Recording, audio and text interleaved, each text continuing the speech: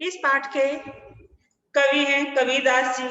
जैसा कि हमने आपको बताया कि कबीरदास जी निराकार ब्रह्म को मानने वाले थे, अर्थात भक्तिकालीन युग में दो तरह के कवि हुए। एक तो ईश्वर को साकार रूप में मानने वाले और दूसरे ईश्वर को निराकार ब्रह्म के रूप में मानने वाले।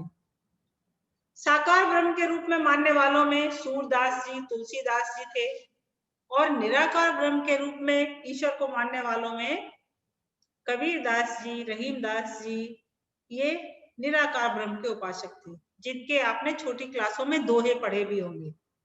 अब इसी क्लास में 9th में आपको वो साखी के रूप में दिया गया। कबीर के जो दोहे हुआ करते थे, उनमें एक में तो वो उपदेश देते थे और दूसरा उसमें उदाहरण देते थे। ये साखी दोहे से भी छोटी होती है, अर्थात साखी का मतलब होता है इसमें सीख देना, जिसमें कबीरदास जी ने कुछ ना कुछ सीख दी है हम सबको कि हमें कौन से काम करने चाहिए और कौन से नहीं करने चाहिए। जो साखियां और शब्द इसमें से दिए गए हैं, उनका संग्रह उन्होंने बीजक नाम से एक प्रसिद्ध पुस्तक है, उसमें उनके साखी, शब्द और रमैनी करके सभी का संग्रह किया हुआ है। कबीर ग्रंथावली में भी उन्होंने बहुत सारी रचनाएं की हैं और उन्होंने गुरु ग्रंथ साहब भी लिखा हुआ है। कबीरदास जी, फर्स्ट देखिए इसकी साखी। मान सरोवर सुभर जल हंसा केल कराए, मुक्ता फल मुक्ता चुगे अब उड़ अनंत न जाए। कबीरदास जी कहना चाहते हैं, आपने नाम सुना होगा कि कैलाश पर्वत पर मानसरोवर नाम की एक झील है। उस झील का पानी बहुत ही स्वच्छ है और माना जाता है ऐसा कि मानसरोवर झील के किनारे हंस विचरण करते रहते हैं और उसमें से मोती चुग चुग करके खाते रहते हैं। मोतियों को ढूंढ ढूंढ करके वो खाते हैं। इस तरह से कबीरदास जी कहना चाहते हैं, मानसरोवर सुभर जल, मानसरोवर का स्वच्छ जल से भरा हुआ मानसरोवर है। हंसा केल के राय, हंस चारों ओर से उसके चारों ओर किलोल कर रहे हैं, अर्थात हंस वहां पर चारों ओर आए हुए हैं या क्रीड़ा कर रहे हैं। केल माने क्रीड़ा कर रहे हैं। मुक्ता फल मुक्ता चुगे, वो मोतियों रूपी फल को खा रहे हैं। और तो पशु पक्षी मनुष्य और दूसरे फलों को खाते हैं, लेकिन हंस मोती चुगते हैं, तो वो मोतियों को चुग रहे हैं। मुक्ता फल मुक्ता चुगे अब उड़ अनंत न जाए, क्योंकि मोती कहाँ मिलेंगे, मानसरोवर में ही मिलेंगे। इसलिए वो हंस अब उड़ करके कहीं और नहीं जाना चाहते, वो वहीं पर रहना चाहते हैं। क्यों रहना चाहते हैं? क्योंकि मोती उन्हें कहीं भी नहीं मिलेंगे और वो मोती को ही चुगते हैं, इसलिए वो अब उड़ करके कहीं और नहीं जाना चाहते। इसका दूसरा अर्थ क्या है? कबीरदास जी कहते हैं, भक्त का मन सरोवर या आनंद से भरा हुआ है। किससे? भक्ति से भरा हुआ है। भक्त का मन ईश्वर की भक्ति से भरा हुआ है। जिस तरह सरोवर जल से भरा हुआ होता है, उसी तरह भक्त का मन ईश्वर की भक्ति से भरा हुआ है। स्वच्छ जल के समान ईश्वर की भक्ति से भरा हुआ है और उसके अंदर निवास करने वाली जीवात्मा, जो जीव उसके अंदर निवास करता है, वो उसी में विचरण करता रहता है। जैसे हंस मानसरोवर के आसपास विचरण करते रहते हैं, इसी तरह से भक्त का मन भक्ति में ही लगा रहता है और वहीं पर वो विचरण करना चाहता है। उस भक्ति रूपी आनंद के, जिस तरह हंस मोतियों को चुगता रहता है, उसी तरह से भक्त का मन उन भक्ति रूपी आनंद को प्राप्त करता रहता है और वह उससे उस भक्ति में ही डूबा रहना चाहता है। वह अन्यत्र कहीं नहीं जाना सकता है। उस भक्ति में डूब करके वो मोक्ष प्राप्त करना चाहता है। मोक्ष प्राप्त करना क्या होता है? कहते हैं कि मनुष्य जीव जो होता है वो 84 लाख योनियों में विचरण करता रहता है। हम सबके अंदर भी जो व्याप्त जीव है वो 84 लाख योनियों में भ्रमण करते हुए मनुष्य योनि में वो प्राप्त किया है। और कहा जाता है कि हर जीव को सिर्फ एक बार ही मनुष्य योनि प्राप्त होती है। और यदि हम सबको, क्योंकि उन सभी योनियों में सिर्फ मनुष्य योनि ही ऐसी है जो सबसे श्रेष्ठ है, नहीं तो मनुष्य जीवात्मा कीट पतंगे के रूप में, कहीं जड़ पदार्थों के रूप में, कहीं पहाड़, कहीं किसी भी तरह से, जैसे रसखान का हमने बताया था कि यदि वो पहाड़ भी बना दिया जाए, इस तरह से यदि जीव सभी योनियों में भटकता रहता है, लेकिन सबसे श्रेष्ठ योनि है मनुष्य की। इसीलिए कहा जाता है कि यदि मनुष्य योनि में जन्म लिया है तो हमें सदकर्म करने चाहिए और उन सदकर्मों के द्वारा ईश्वर की आराधना करनी चाहिए। क्योंकि यदि हमें ईश्वर की आराधना करनी है तो हमें अपने मन को स्वच्छ करना पड़ेगा।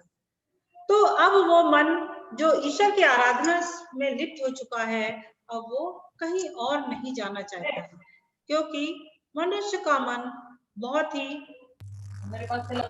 विचलित होता है और वो जरा से उसके कारण हिल जाता है, इसलिए वो अब कहीं और नहीं जाना चाहता। भक्त कहीं ईश्वर की भक्ति को छोड़ करके अब कहीं और नहीं जाना चाहता है।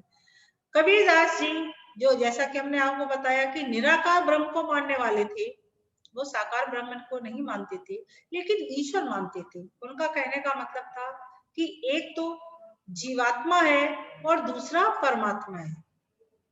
ईश्वर का ही अंश जीवात्मा है जो हर जीव में व्याप्त है, चाहे छोटे छोटे से कीट पतंग हो, यहाँ तक कि पेड़ पौधों में भी वो जीव व्याप्त है।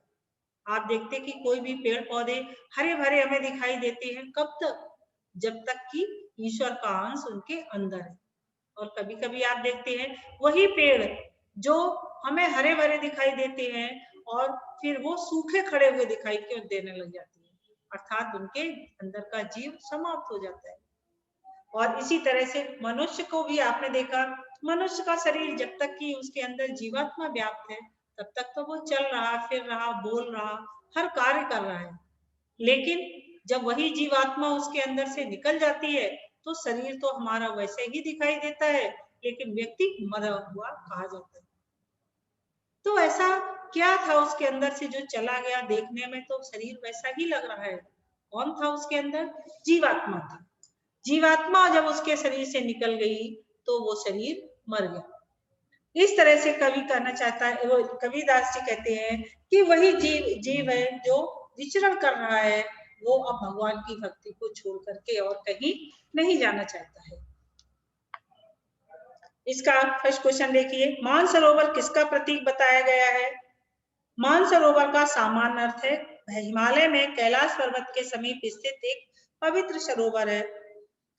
उस पवित्र सरोवर में स्नान करने वाले प्राणी या मनुष्य को प्रभु भक्ति एवं पुण्य लाभ रूप में मुक्ति मिलती है।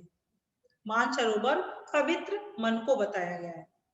प्रस्तुत साखी में क्या शिक्षा मिलती है? प्रस्तुत साखी से हमें यह शिक्षा मिलती है कि भक्त जन पवित्र मन में आनंदित रहकर परमात्मा को प्राप्त कर लेता है। साधक को मन की पवित्रता का ध्यान रखना चाहिए। ईश्वर का साक्षात्कार बाहर नहीं, अपने हृदय से करना चाहिए। यदि मन में सच्ची भक्ति होगी तो ही ईश्वर मिलेगा। भगवान दिखावे में नहीं मिलता है और न भगवान दिखावे की भाषा समझते हैं। आप जो मन में सोच भी लेते हैं भगवान उसको भी सुन लेता है। आपको उनसे कहने की आवश्यकता नहीं है कि आप जाकर मंदिर जाएंगे और जाकर के भगवान से कुछ कहेंगे तभी भगवान सुनेंगे, ऐसा नहीं है। आपने जिस चीज को मन में सोच भी लिया उसको भी उन्होंने सुन लिया, और वो चाहे अच्छा हो या बुरा हो। यदि अच्छा सोचोगे तो अच्छा भी सुन रहा है वो, और बुरा सोच रहे हो तो बुरा भी सुन रहे हो। और ईश्वर के यहाँ पाप और पुण्य की का कोई तराजू नहीं है कि जिससे उसमें हम वो समझे कि आपने इतने पाप किए हुए हैं और इतने पुण्य किए हुए हैं, अब वो पाप और पुण्य को माइनस और प्लस कर ले और बचेगा वो फल आपको दे दे, ऐसा नहीं है। भगवान के पास सीधा सा सिद्धांत है, अच्छे कार्य करोगे, जितने अच्छे कार्य किए उसका अच्छा फल भोग करो, और जितने बुरे कार्य किए उसका बुरा फल भोगो। इसलिए भगवान ऐसा गणित पढ़े ही नहीं है, ऐसा कोई मैथ्स भगवान को आता ही नहीं है कि वो प्लस माइनस करके और आपको बता दे कि आपका बैलेंस कितना रहा है और फिर उसके अनुसार आपको दंड दे। ऐसा नहीं है। इसलिए ईश्वर के यदि हमारे विचार भी अपवित्र होते हैं तो भी ईश्वर सुन लेता है। दूसरी साखी देखिए, प्रेमी ढूंढत मैं फिरो, प्रेमी मिलो न कोई, प्रेमी को प्रेमी मिले, सब विष अमृत हो। कबीरदास जी कहना चाहते हैं कि हम इस संसार में सच्चा प्रेमी ढूंढते हुए घूमते रहते हैं कि कोई सच्चा प्रेमी मिले जो वास्तव में ही ईश्वर की आराधना करता हो। प्रेमी ढूंढत मैं फिरो, इस संसार में भक्त ईश्वर, सच्चे प्रेमी किसको? ईश्वर को। एक साधक या एक भक्त ये सदैव ईश्वर को ढूंढता रहता है, प्रेमी मिलो ना कोई, पर ईश्वर उसे कहीं भी नहीं मिलता है। वो किसमें? रात जागरण, भजन, कीर्तन, पूजा, आराधना, व्रत, उपवास, अनेक कर्मों में ईश्वर को ढूंढता है, लेकिन ईश्वर फिर भी प्राप्त नहीं होता है। प्रेमी ढूंढत मैं फिरूं, मैं का अर्थ है भक्त। भक्त उस ईश्वर को, प्रेम करने वाले ईश्वर को ढूंढता फिरता है, प्रेमी मिलो न कोई, पर मुझे ऐसा कोई भी प्रेमी नहीं मिला जो ईश्वर की सच्ची आराधना करता हो। प्रेमी को प्रेमी मिलो, यदि ईश्वर ईश्वर भक्त को सच्चा ईश्वर प्रेमी मिल जाता है, अर्थात यदि सच्चा भक्त उसे मिल जाता है, तो उसके मन के सब विष अमृत हुए, तो उनके मन की जितनी भी विषय वासनाएं होती हैं वो सब विष अमृत में परिणत हो जाता है। यदि ईश्वर का सच्चा भक्त वह बन जाता है तो जितने भी मन के दुराभाव होते हैं वो सभी अच्छाइयों में परिवर्तित हो जाते हैं, जो विष है वो अमृत में परिवर्तित हो जाता है।